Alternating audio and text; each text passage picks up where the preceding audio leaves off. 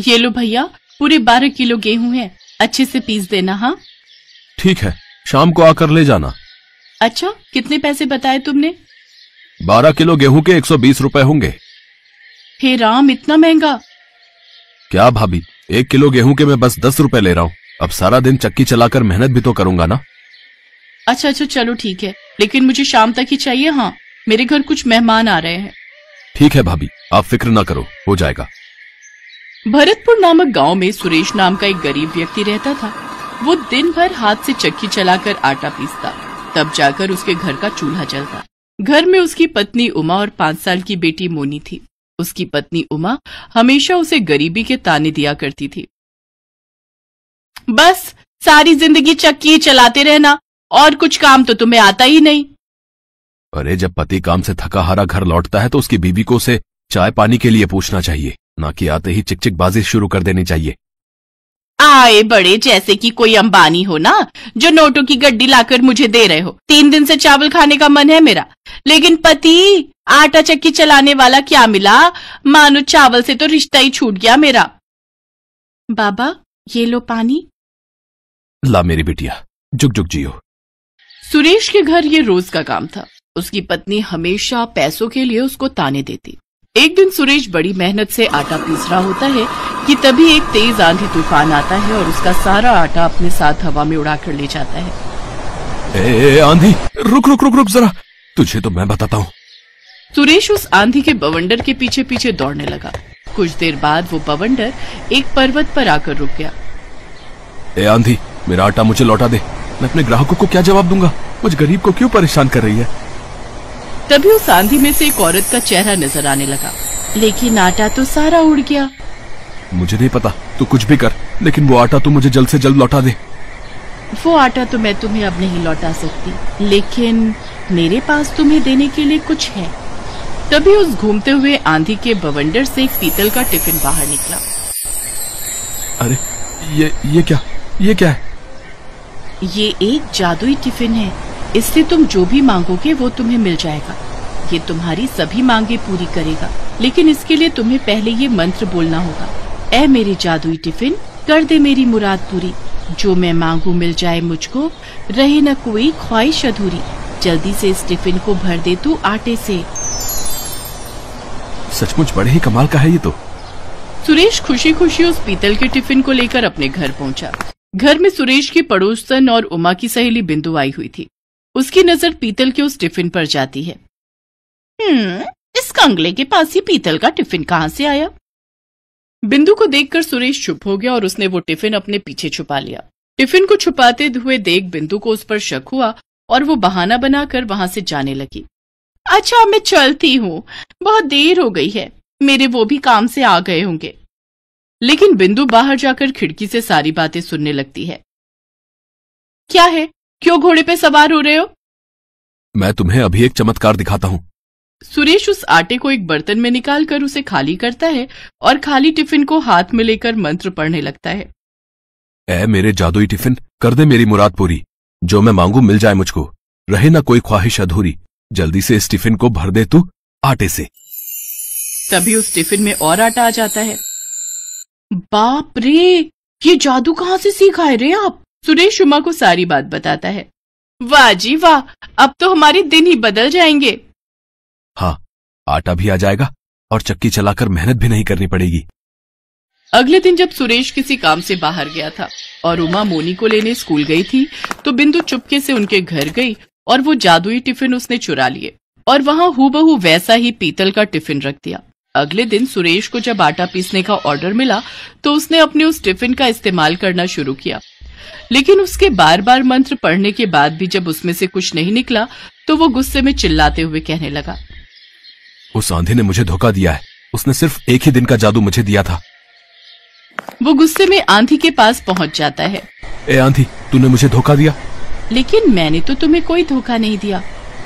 ये रखो अपना जादुई टिफिन, ये तो अब बिल्कुल भी काम नहीं कर रहा है। लेकिन ये तो वो टिफिन है ही नहीं जो मैंने तुम्हें दिया था। अच्छा, तो क्या अब मैं तुमसे झूठ बोल रहा हूँ? तभी उस आंधी ने अपने जादू से एक बड़ा टिफिन निकालकर उसको दे दिया। ये बड़ा जादुई टिफिन है, तुम इसमें जितना चाहो उतना आटा मांग सकते हो, लेकिन इसको इस्तेमाल करते वक्त तुम्हें ये मंत्र पढ़ना है। ऐ मेरे बड़े जादुई टिफिन, कर दे मेरी मुराद पूरी, जो मैं मांगू मिल जाए मुझको, रहे न कोई ख्वाहिश अधूरी, जल्दी से इस बड़े टिफिन को भर दे तू आटे से। तभी वो बड़ा सा टिफिन आटे से भर जाता है। सुरेश उस भरे हुए बड़े टिफिन को सर पर उठाकर घर लौट आता है। बिंदु उसे आते हुए देख लेती है। हैं? इतना बड़ा टिफिन? लगता है ये भी पूरा आटे से भरा हुआ है। अब तो मुझे इसे भी चुराना ही होगा। घर आकर सुरेश उमा को फिर से सारी बात बताता है। सच में जी, ये तो बहुत बड़ा टिफिन है। अब तो हमारी कमाई खूब होगी। हाँ उमा, जितना पहले मैं महीने भर में जाकर कमाता था, उतना अब मैं एक दिन में कमाऊंगा और मैं खुद का आटे का बड़ा सा गोदाम खोलूंगा। हाय, मुझे तो अभी से ही सोच सोच कर खुशी हो रही है। तनी एक बार हमको भी तो जादू दिखाओ ना। सुरेश ने उस बड़े टिफिन के आटे को कनस्तर में डाला और मंत्र पढ़ने लगा। ऐ मेरे बड़े जादुई टिफिन, कर दे मेरी मुराद पूरी, जो मैं मांगू मिल जाए मुझको, रहे ना कोई ख्वाहिश अधूरी, जल्दी से इस बड़े टिफिन को भर दे तू आटे से।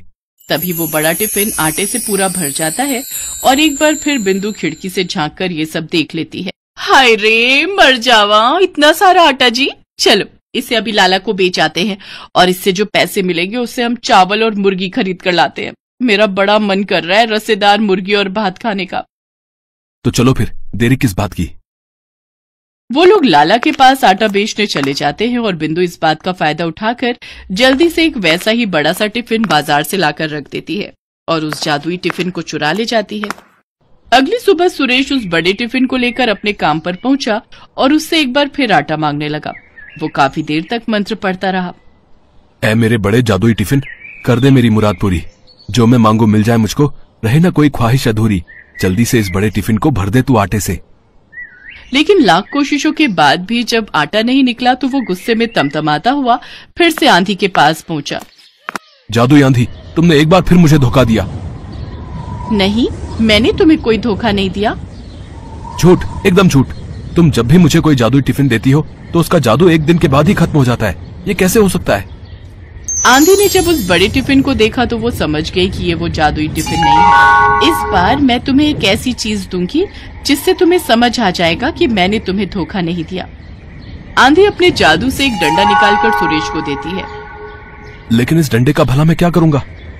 इसको तुम ले जाकर अपने घर पर रख देना और जब तुम्हें वो चोर मिल जाए तो उससे कहना, ऐ मेरे जादुई डंडे, दिखा दे तू अपना कमाल, जो भी आए तुझे चुराने उसका तू कर दे धमाल।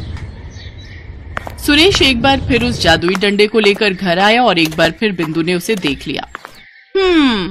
जरूर इस डंडे में भी कोई जादू छिपा होगा। अब किसी तरह इसे भी चुरा लेती हूँ। अगले दिन मोनी जब स्कूल गई हुई थी तो सुरेश और उमा ने घर से बाहर जाने का नाटक किया और दरवाजा खुला छोड़कर चले गए। इस बाट में बैठी बिंदु जल्दी से उनके घर के अंदर जाती है और उस डंडे को चुराने की कोशिश करती है। लगता है सभी बाहर गए हैं। जैसे ही बिंदु ने उस डंडे को हाथ लगाया तभी सुरेश और उमा वहां आ गए और सुरेश ने मंत्र पढ़ना शुरू किया। ऐ मेरे जादुई डंडे, दिखा दे तू अपना कमाल, जो भी आए तुझे चुराने उसका तो कर दे धमाल। तभी वो डंडा बिंदु को पीटने लगा। अरे रे, मर गई रे, मर गई। हाय दैया, कोई मुझे बचा लो। हा, आई बड़ी सहेली होकर अपनी सहेली के घर चोरी करती है। हाँ, जल्दी से हमें हमारे जादुई टिफिन लौटा दो, नहीं तो इस डंडे की पिटाई से आज तुम यहीं मर जाओगी। हाँ, अभी लाती हूँ। जब तक बिंदु ने सुरेश को उसकी अमानत नहीं लौटाई तब तक उस डंडे ने उसकी पिटाई जारी रखी। बिंदु दौड़कर अपने घर गई और वो दोनों जादुई टिफिन लाकर सुरेश को दे दिए। अब रुक जाओ जादुई डंडे। अब आज के बाद हमारी कोई चीज चुराई ना तो याद रखना। हाय, इतनी मार खाने के बाद तो मैं तुम्हारी क्या किसी की भी कोई चीज नहीं चुराऊंगी। इतना कहकर बिंदु वहां से 9-2-11 हो गई। अब बड़े और छोटे जादुई टिफिन की मदद से सुरेश आटा निकाल कर बेचता रहा। आज के बाद उसे चक्की चलाने की जरूरत ही नहीं पड़ी।